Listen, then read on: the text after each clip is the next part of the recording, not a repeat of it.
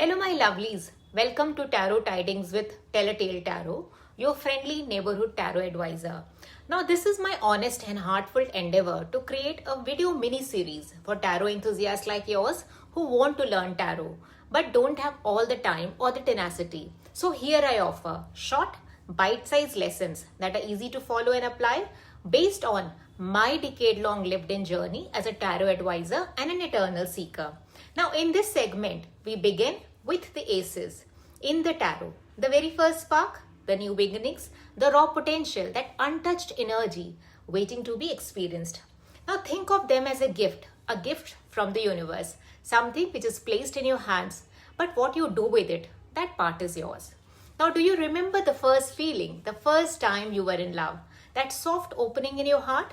Now this is the Ace of Cups.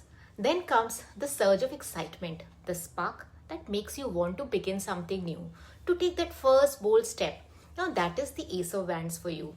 Then the moment of clarity, when everything suddenly makes sense, when you know exactly what you need to be said or done, and that is the Ace of Swords. And finally, last but not the least, when you decide to ground it, to build something real from it, to commit from your time, energy and effort into making it grow. That is the Ace of Pentacles for you, my lovely. Well, the aces may look like nothing more than hands emerging from the clouds, but pause for a moment and really look. There is more happening here. A gesture, an offering, a beginning placed right in front of you. Now each ace carries its own language. The Ace of Cups, here, it opens you to love and emotional flow. The Ace of Wands brings passion, creativity, that urge to begin. The Ace of Swords cuts through the confusion and brings clarity, truth, and a new way of thinking. The Ace of Pentacles, my dear, grounds you into something real and about work, health, or finances, something you can build and grow.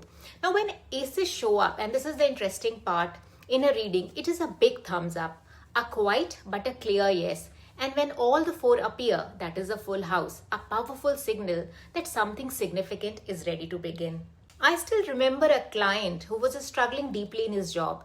We had been speaking for a while, and in one of the Celtic cross, all the four aces showed up, which is pretty unusual, I must say.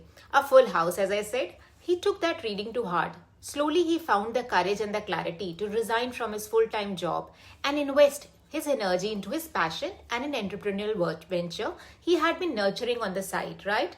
Now today, 7 years hence, not only has that path sustained him, it has also created opportunities for others. This is the thing about aces. They are not only outcomes, they are beginnings, my dear, untested, full of promise, but waiting for you to act.